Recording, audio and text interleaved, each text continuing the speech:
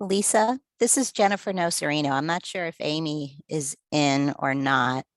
I do find with Zoom, if you do have that like feedback, it's because more than one person is unmuted. Right.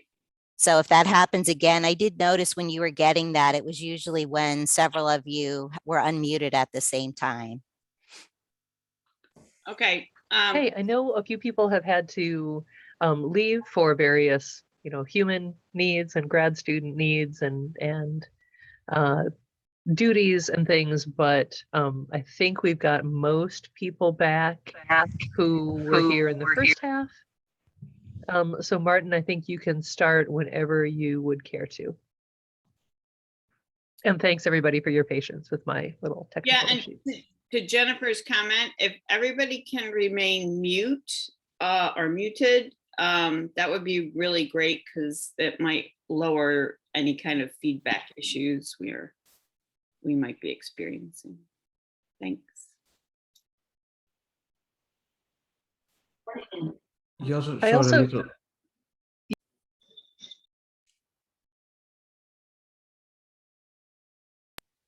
I just put up a poll, hopefully you can see, about the pace and clarity of the course. So please feel free to. And now it's gone. I don't know where it's gone. Oh, let's try again. Just 1 second and it was gone. Is it there now?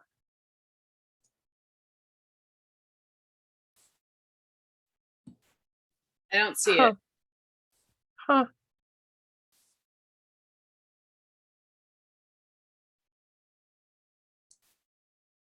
Okay, how about now? Now it is. Yeah, now it is. Thank you.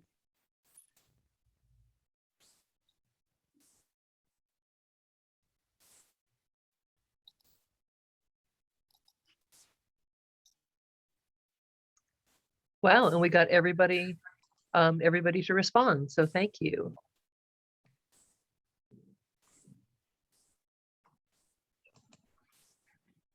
Okay. All right, so I think we are, that looks pretty good to me.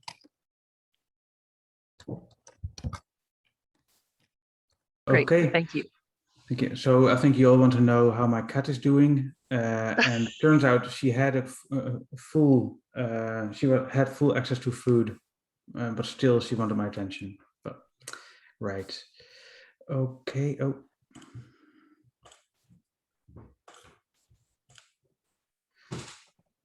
Okay, so let's continue then with the second assumption of well-mixed carbon reservoirs. Then carbon, CO2 or carbon on Earth is in many different reservoirs. On the top, we've got the atmosphere, one of quite a bit of worry, of course. So there's in total around 750 gigaton. And that carbon is recycled quite quickly. It cycles around within years or so. Then we've also got about similar amount of carbon stored in plants, for example, trees that would live up to a few hundred years, but many will just live for 1 year. Then below that, we've got the soils and peat deposits, quite a large amount of carbon in there. And there, that carbon is stored in, so away from the atmosphere for, well, up to say 10,000 years or so, yeah? Then, of course, we've got the fossil fuels, which have been away from the atmosphere for millions of years, are essentially radiocarbon free, and are now being pushed into the atmosphere. Then about half of the carbon is actually in the ocean. Yeah. So in the surface ocean, there is around 1,000 gigatons of carbon, and that gets recycled. So through communication with the atmosphere, through outgassing and things, on a scale of around 400 to 1,000 years. Then below that, we've got the deep ocean, which is even further isolated from the atmosphere, and that has say a throughput time or recycling time of around 1,000 to 2,000 years. And it depends a bit on where you are on Earth. And so, and I saw from the pre-course survey that there's at least a few people who are looking at ocean sediment cores. So their marine radiocarbon is quite important. And it's a bit of an issue in that, say, on average, your radiocarbon age from any marine material will be too old by, on average, around 500, 520 years or so. But it's not a constant average. This changes. This can change over time, and also certainly will also change depending on the location where you are on Earth. Because there's places where old water that has been away from the atmosphere for thousands of years is going through upwelling and then causing carbon to be emitted, which is has relatively less radiocarbon in it. Yeah. And for example, so one region where there's lots of old carbon, where there's lots of dilution of carbon, is around the Antarctic, the Southern Ocean. If you have material from there, Oh, you have to wait. Sorry? Oh. Yeah, okay. Sorry. No worries. So animals, organisms that live around the Southern Ocean and eat carbon from there, if you would catch them now, they would, and radiocarbon date them, they would show quite an old age. For example, during the Scott polar expedition, they got some, they hunted some animals, and if you radiocarbon date the penguin that they found, the apparent age is 1,390 plus or minus 40, and a seal is about the same age. Yeah. So there's this additional local, regional reservoir effect. And this has to do quite a bit with the global conveyor belt, where around Greenland, quite fresh water is pushed downwards and is then transferred across the Earth over a scale of 1,000, 2,000 years. And when during that time, the radiocarbon in those waters, when it's away from the ocean, it will just, away from the atmosphere, it will then decay gradually. So in some parts of oceans, there will be quite an age offset. Yeah, we have to be aware of that and have to correct for that. And you can do that using, for example, the marine database, which is hosted in Belfast by Paula Reimer and Ron Reimer. And what it does, it has lots and lots of data points of shells that were found on the beach, for example. So quite recent shells, or shells that were collected by museums, musea, before the 1950s, so before the bone peaks. So we have shells of known, more or less known calendar age, and we measure the radiocarbon age. And that gives us then an idea of, at certain locations, what this local additional reservoir effect is. So you can click, for example, on one country, say Northern Ireland here, if you happen to be here, there will be a few data points of shells collected, and that will tell you then, say, some estimates of this additional local reservoir effect. Again, this can change over time as well, but yeah, that's something that you have to take into account, and will also increase your uncertainty. Yeah, right. Not only marine dates have this thing of a reservoir effect, but also in lakes. Certainly, also in lakes that can these radiocarbon age offsets can certainly be there, and they can also vary a lot over the core depth. It's not only in lakes that are in regions where there's a carbonate bedrock, but there can also be other ways for old carbon to end up into the lake. Big problem.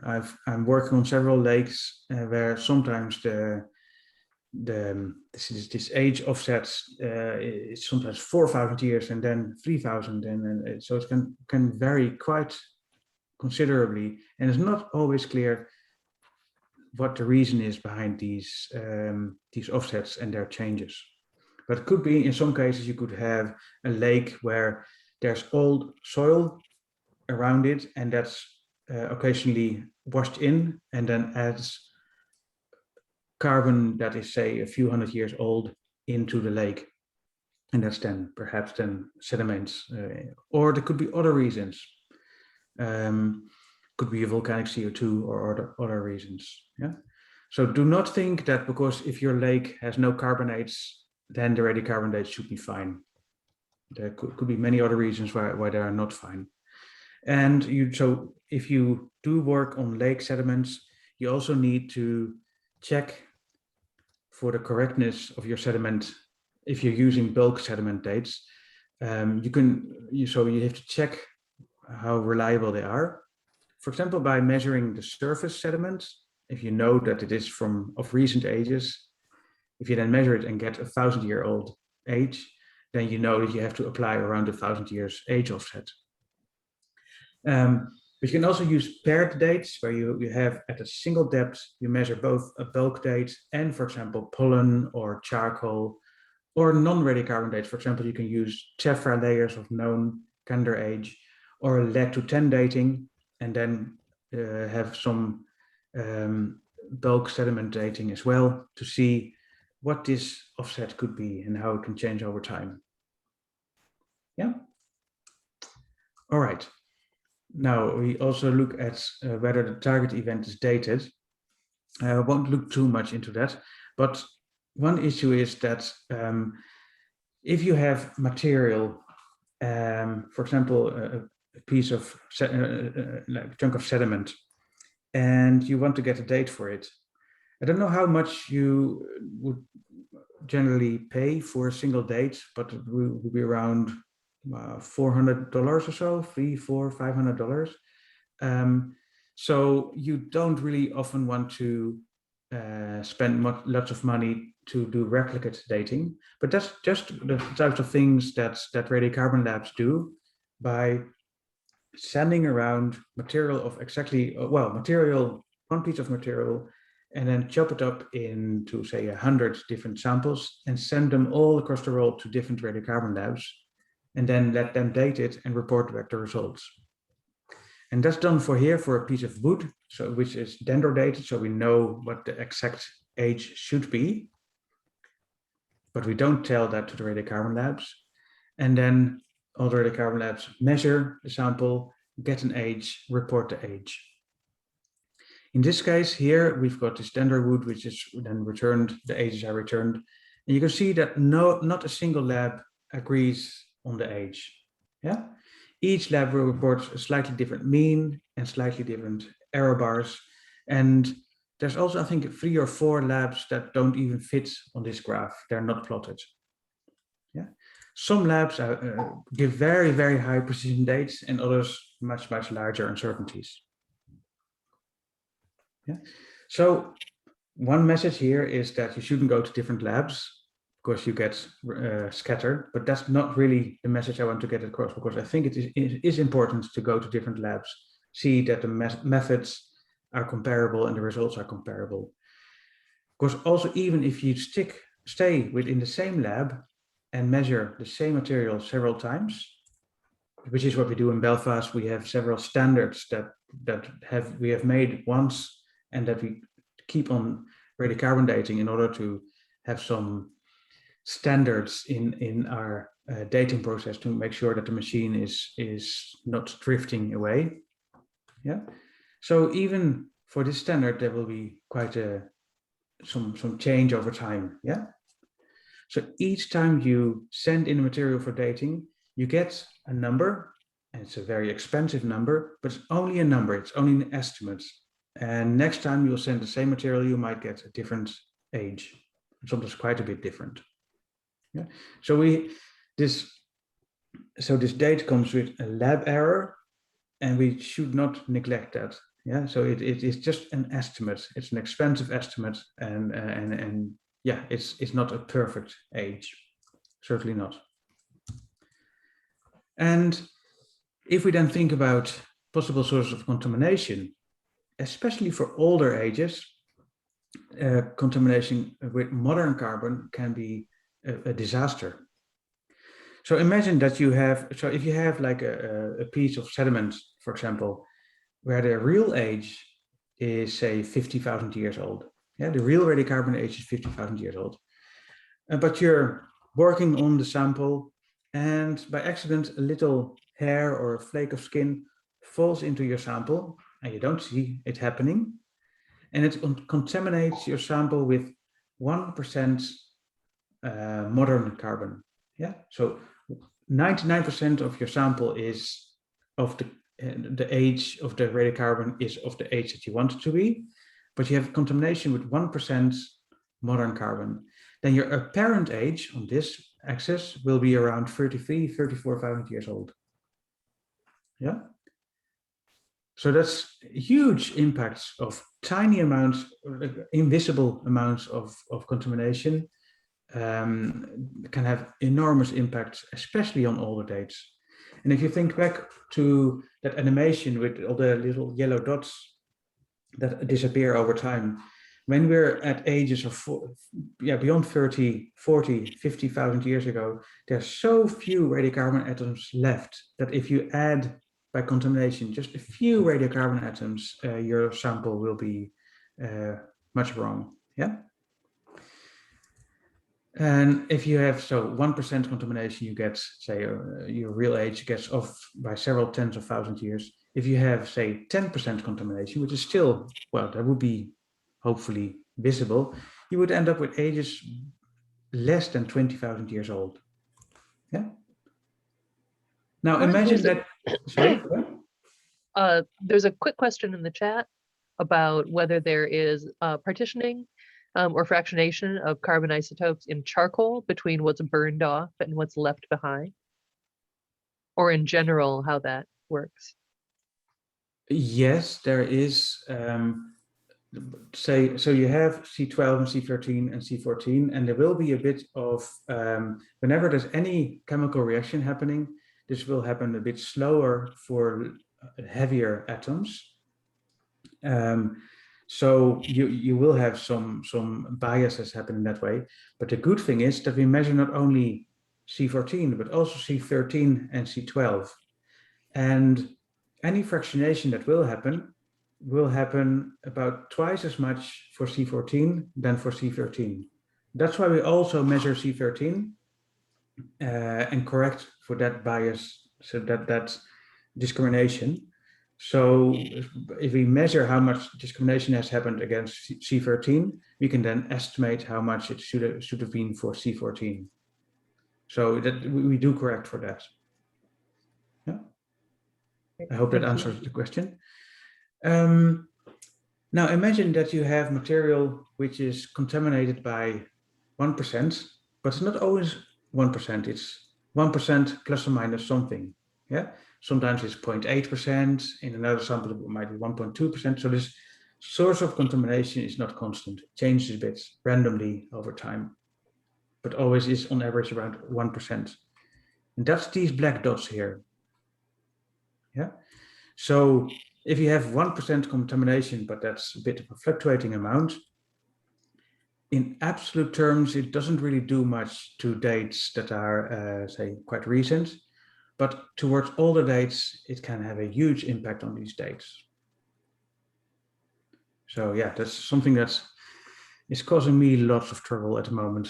Yeah, so it's something to consider, especially when they're looking at older dates. But also, this impact can have large impacts even on relative dates, if that makes sense. Yeah. If you have contamination with older carbon, then that's less of an issue. But especially older dates with modern carbon can be problematic. Right, let's move on to calibration again. So if we just open R again, we have already loaded the intcal R package, and that comes with a function called calibrate. Originally that was in the clam package, but now it's in the intcal package. So if we simply go to the terminal and type calibrate, and then open bracket, close bracket, then we don't see anything. There.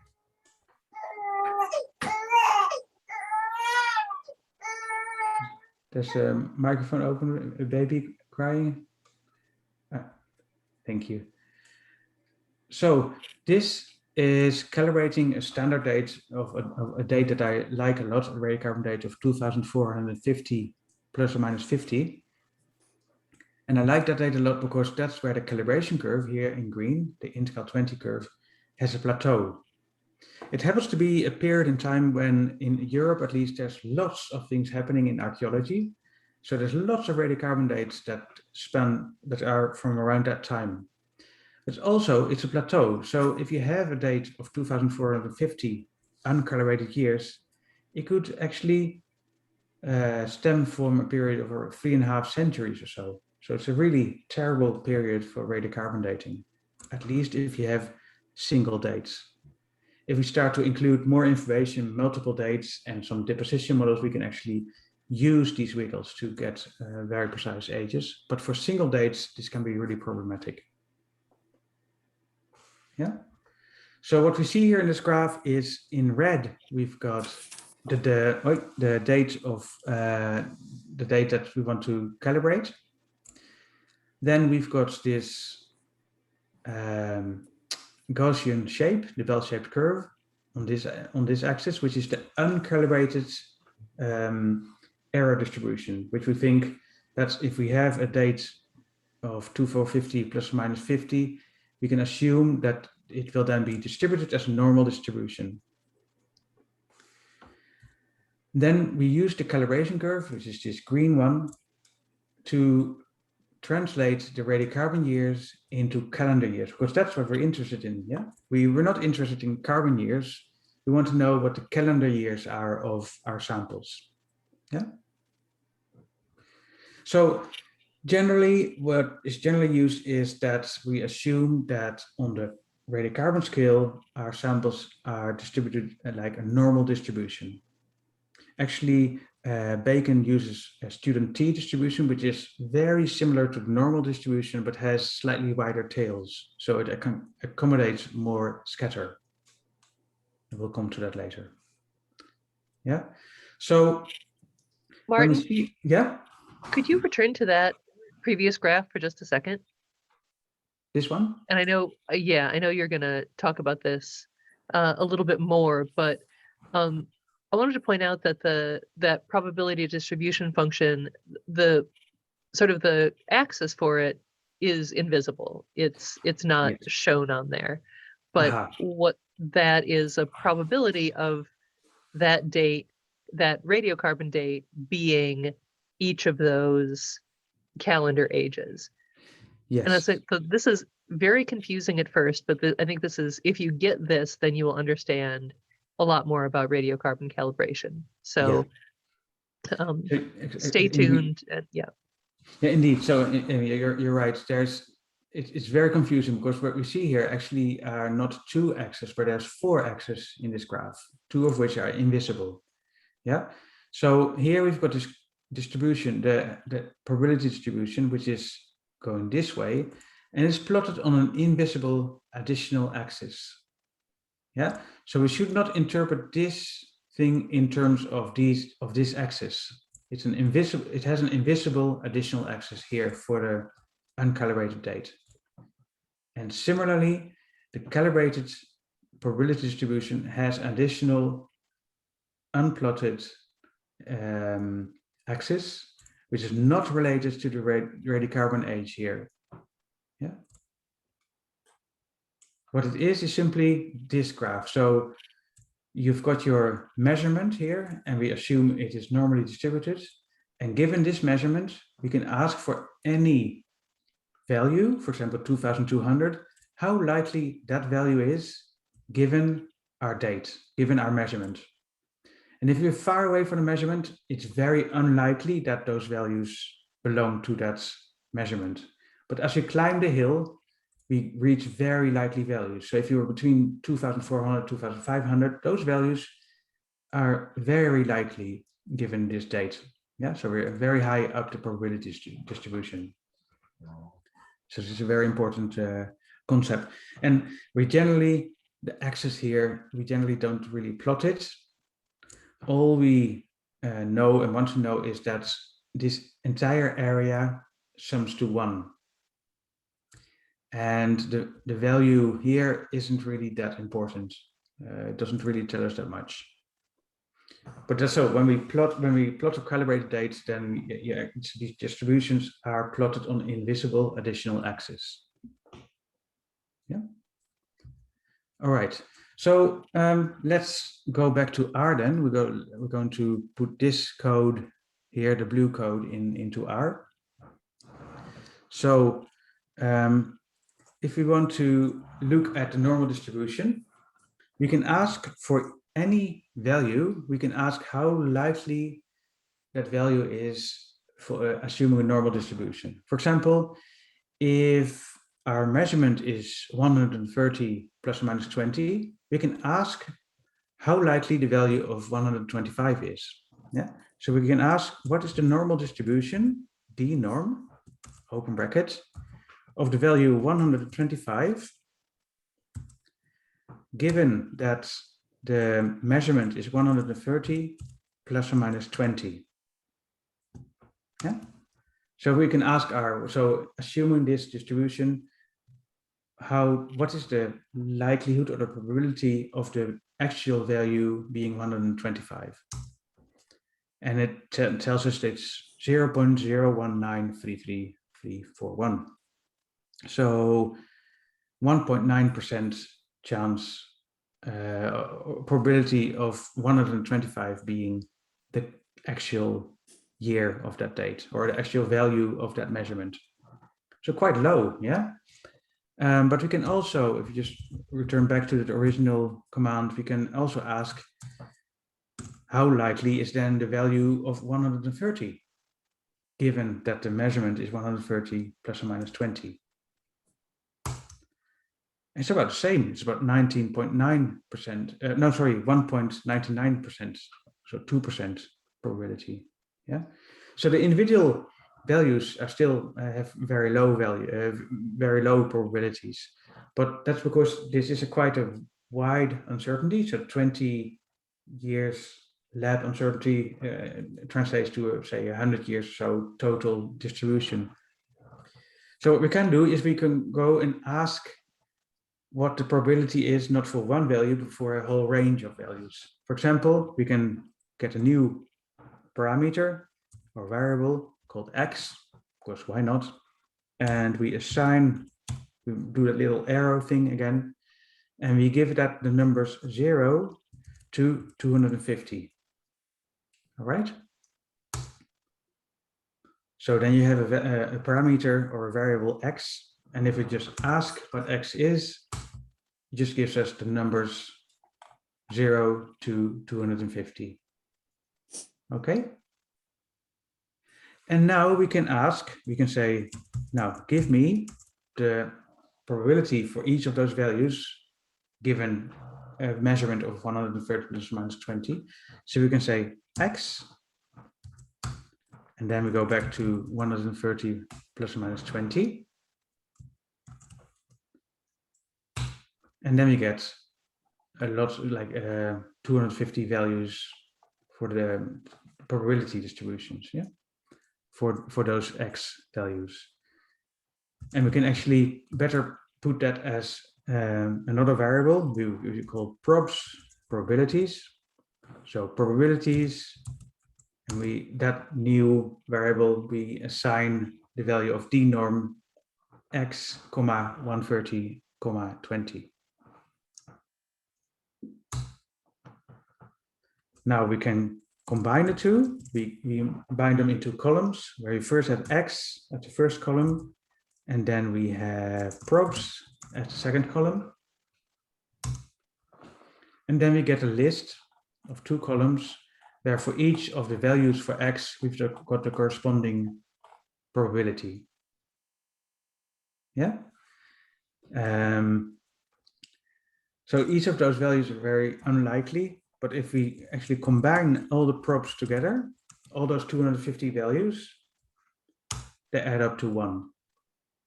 Yeah, so this whole area of the distribution adds up to 1, so we're still good.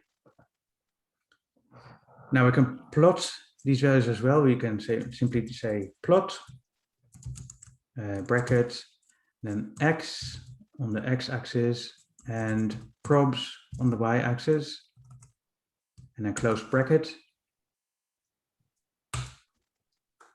And that gives us this horrible plot with all those little dots, because by default R will plot all our values as dots and not in a line. So we can go back and tell it to have as a type, it should use line graph, a line graph.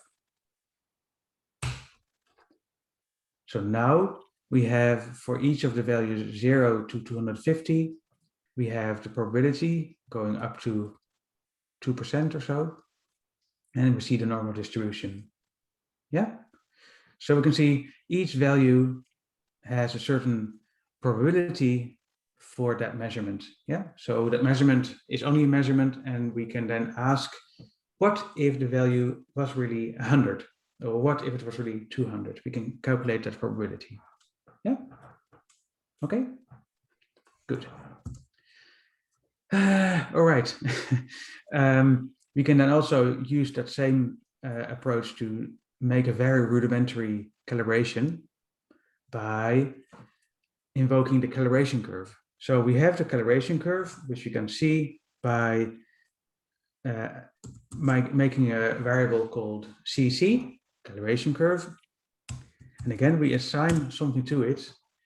And for that, we assign the function calibration curve, CC curve, which by default puts intcal20 into that variable.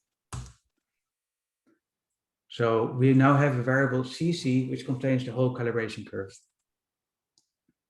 So if I type CC, I get 9,501 lines, rows, each of which has, at the first element, it has the calendar year. The second element is the radiocarbon year, and the third element is the uncertainty, the error of that intcal radiocarbon year. Okay. Right. So our calendar years, year intcal, is the first column of this CC, and we can do that by saying CC, and then we use square brackets, which tells us something about which column we want to take. Yeah. So we say CC square brackets, comma 1, and then we close the square bracket. That will assign the first column of this variable called CC into this new variable year.incal. And then we could do the same for the radiocarbon years belonging to those calendar years. So C14 int cal becomes CC, but then the second column. So the second column is the column for the radiocarbon years of the calibration curve. And now we can use those columns of that variable then to calculate the probability for each date, for each year. So we can again calculate or make a variable called probes. We assign to it, we use again the normal distribution, d norm, and we want to have the radiocarbon years as the values that we want to test, C14.intcal. And then we add the mean and standard deviation of the value of the measurement of interest, which is 130 plus or minus 20. Yeah, so we have probes as a variable which contains lots and lots of values. Yeah, 9,501 values. Now we can then plot on the X scale, we plot the years of IntCal, and then we plot the probes. And that will give us this horrible graph, which goes all the way back to 55,000 years ago and has this really sharp peak, which doesn't really make much sense. So what we'll do is we'll just adapt the axis limits. So we tell that the limits of the x-axis should be between two values. So the minimum, so the leftmost value and the rightmost value. The minimum will be 0, the most recent age. And then we have 300 as the last age. And we also make it a nice line graph instead of these dots. Okay. And now we have the calibrated distribution for the last 300 years for that date 130 plus or minus 20.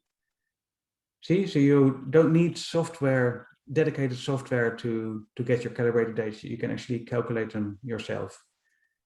Luckily enough, we don't need to do that because there's software to do it for you. But this shows you, yeah, what's the process of this calibration. Okay, so if you're still awake, let's then look at how we go about calibrating a date. Yeah, so again, let's go back to this. Imagine that we have a date of 2,450. No, sorry, this is 2,400 plus or minus 50. And then in green, we've got the calibration curve. Okay. Again, we're assuming based on this measurement that this behaves as a normal distribution. So the uncertainty is distributed as a normal distribution. And this normal distribution is plotted on an additional axis. I've just drawn a line here. Yeah. Now, what we want to do is we have to compare, we have to somehow combine this uncalibrated unknown date with the calibration curve to get an idea of what are likely calendar ages for this date. Because we're not interested in radiocarbon ages, we're interested in calendar ages. So what we do is we go to any single calendar year, for example, 2,150.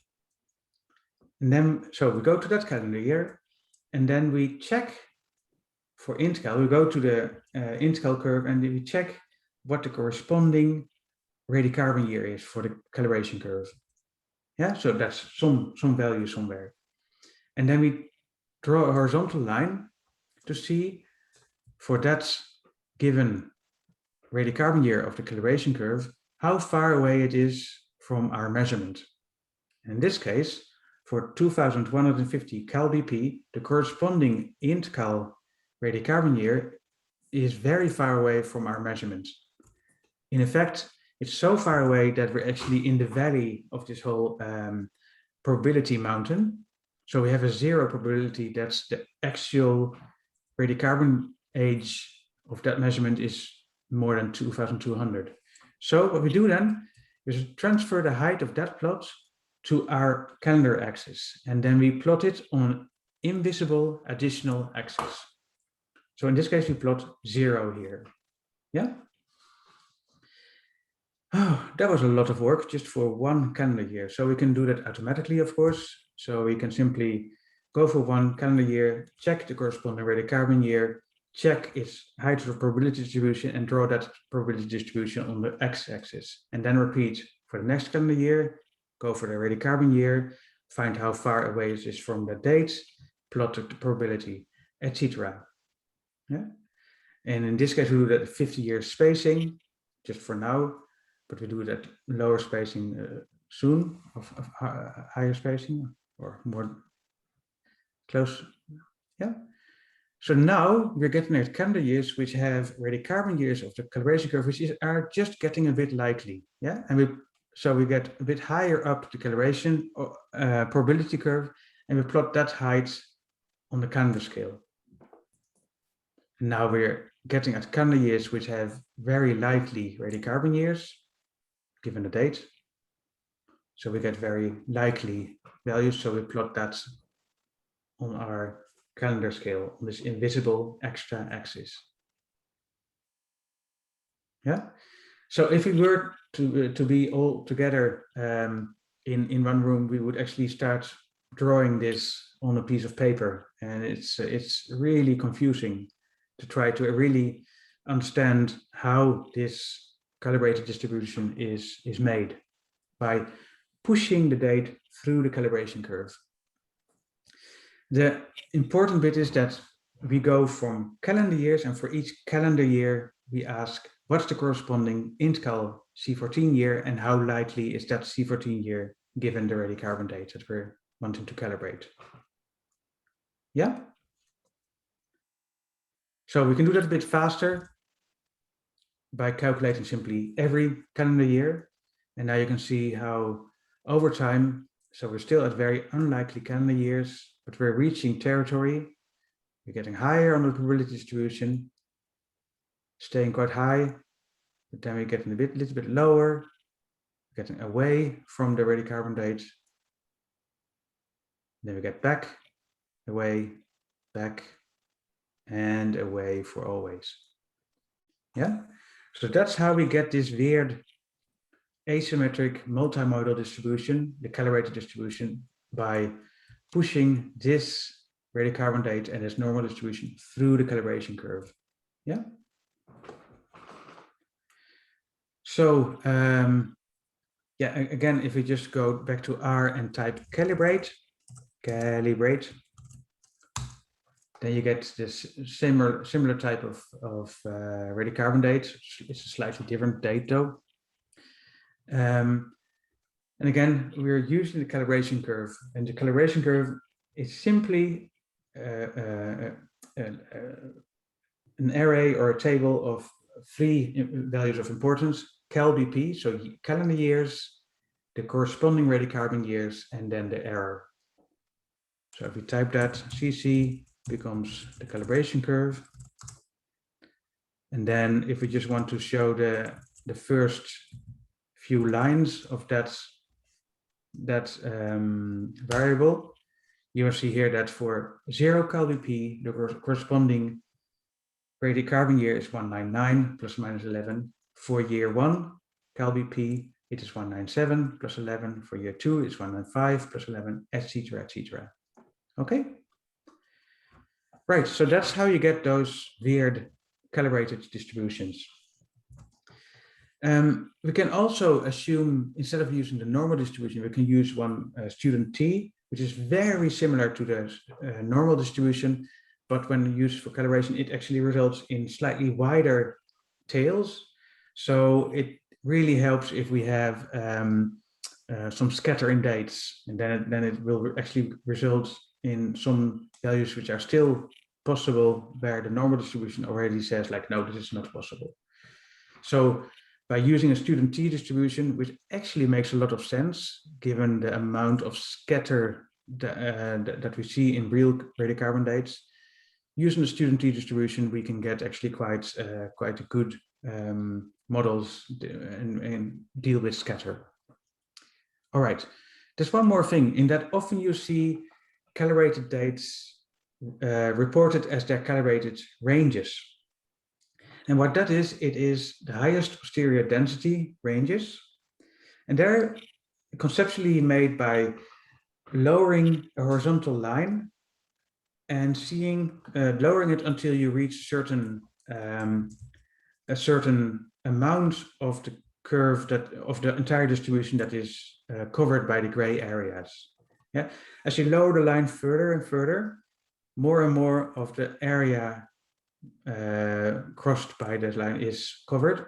So in this case here, 68% is covered, which is 1 standard deviation.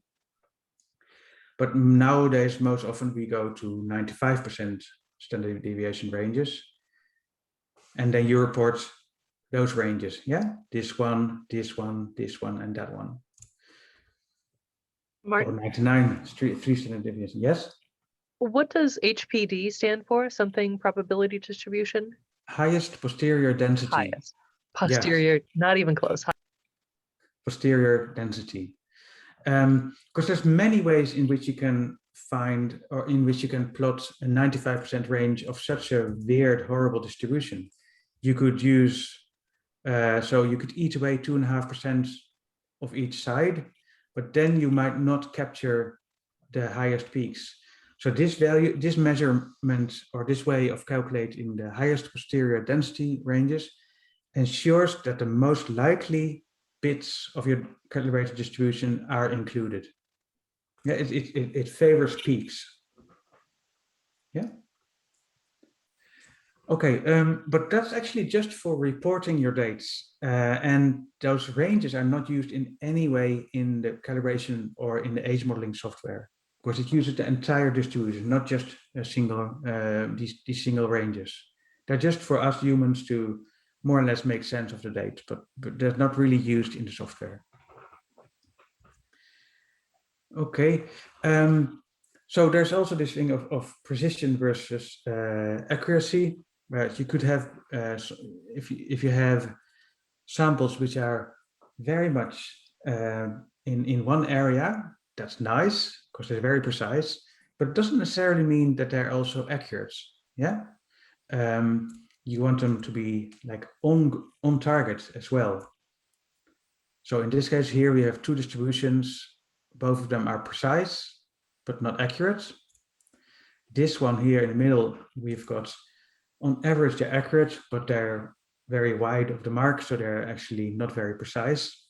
And what we want to have both, yeah, both accurate and precise. And the other thing, so that actually leads us to all kinds of decisions that we're making when we treat dates and when we calibrate dates. Yeah. So for example, if we have a calibrated age or some material which really is of the year of 200 cal BP, yeah, and it is terrestrial material, we radiocarbon date it, and if the material really is 200 years old, it should get a terrestrial radiocarbon age of around 160 or so. And if you then calibrate it using the correct calibration curve, the green one, intercal 20, you get this calibrated distribution. And yay, the year 200 actually falls well within our range. So our calibrated date is a good representation of the true age, because the true age falls within the range there. If our material was marine, so if it was still 200 years old, but it's actually marine and not terrestrial, then the corresponding radiocarbon year will be around 540 or so, 530. And if we then use the correct calibration curve, the marine curve, then we'll again calibrate it and we get again a calibrated distribution where the truth is still in there, so that's fine. But if by accident our material is marine, but we are not aware of it, I don't know why that would happen, but imagine that we use the wrong curve to calibrate our material, so it is actually marine and it should have been dated with a marine curve, but by accident we used the wrong curve or we have some wrong assumptions, then our calibrated distribution will be very precise and nice, and but it's totally wrong. It does not include 200 at all. Yeah. Okay, so yeah, we're running a bit out of time, so I just wanted to go quickly to some the introduction of age modeling. And here's another animation where you've got climates, here temperature that is very cold, and there's lots of ice. This ice cap here is a beautiful ice cap, and very little vegetation. Yeah, and our lake, which accumulates sediment over time, is very light. It doesn't really do much. But then as temperatures get higher, the ice disappears, there's more vegetation and more organic material entering the lake. Yeah, and this lake keeps on accumulating. And after a few thousand years, we come here and we core this lake and try to interpret what happened, and then try to reconstruct vegetation over time and ice over time and the temperature over time. And that's our model. For that, it's very important to know when things happen. So how to translate the depths of your core to time. Yeah. So what we want with age-depth modeling, when we produce an age-depth model, what we want to get very precise ages. Yeah. So the more precise, the better. That'd be really nice to have know something at decadal precision or annual precision, and not at millennial precision. And why do we want to know the ages? That's because we want to put our site into context. We want to compare it with other sites to make sense of what happened when, what happened first, what happened later. We have to put it on a common time scale, otherwise we cannot compare our different bits of information. But what we want does not perhaps compare with what we actually have, because in most cases, when we have a sediment core, we only have a few dates along this core. Yeah, a handful of dates. Perhaps we might not have too much money or not enough datable material.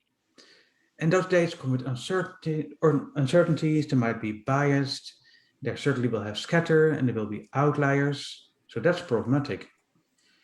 And so what we need is some way or some approach that can combine all this dating information and take care of the bias and the scatter and the outliers to come up with a model, a time series or reconstruction of time series that is hopefully realistic and robust to the different assumption, and also is good at quantifying our uncertainties.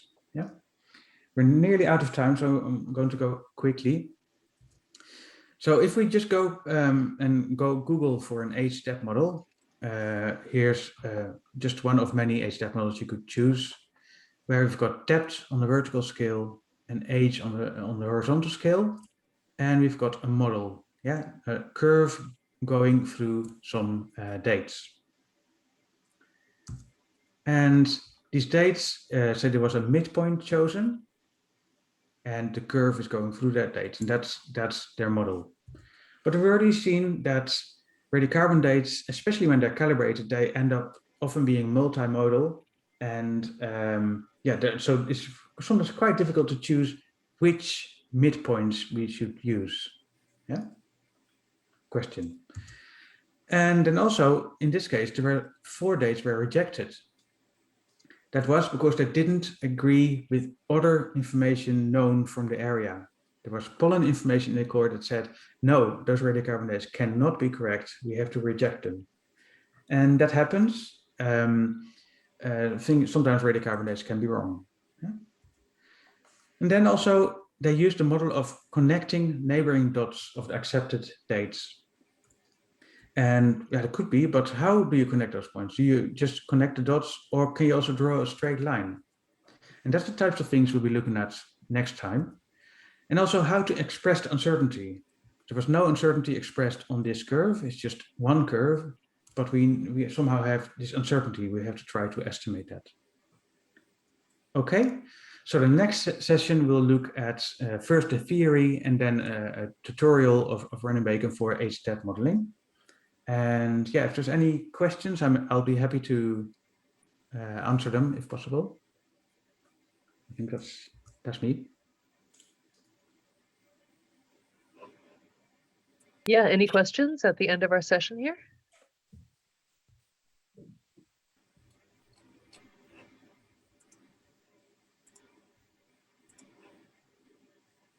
I did put in the chat the post-session survey, so you can let us know whether there were things you were confused about. If you have other questions, you can ask them there, and we'll address them at the beginning of the next session.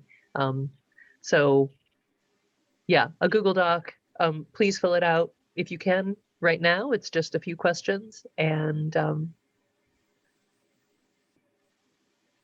yeah. Hi, sorry, got a bit of a cough. Talking for 2 hours will do that to you. And make sure that you guys have if you have your own data and your own cores that you have, make sure you have those ready for the subsequent sessions. So. And make sure you've got your R and bacon running for next time. And we'll send out, I'll send out some information that might be on Martin's second session page about preparing your own data. If it's not, we'll send something out about it, but I bet it is. So it doesn't need to be anything super complicated, and if you don't have your own data, we have, there will be example data sets that you can play with. Yeah. Okay, so yeah, fill out the survey, please. I'll paste it in there again just for giggles, and or you can send me an email. You all have my email address from many emails from me. So. Okay, thanks everybody. So good to see everyone here. Yeah. Sorry, Elise. I was saying, thanking Martin and his Thanks, cat. Martin, and his cat, and his family. And we will see you back here in a week. Yep. All right. Thanks so much. Excellent. See you next week. Thank you. Thank you very much. Bye now. Thank you very much. That was great.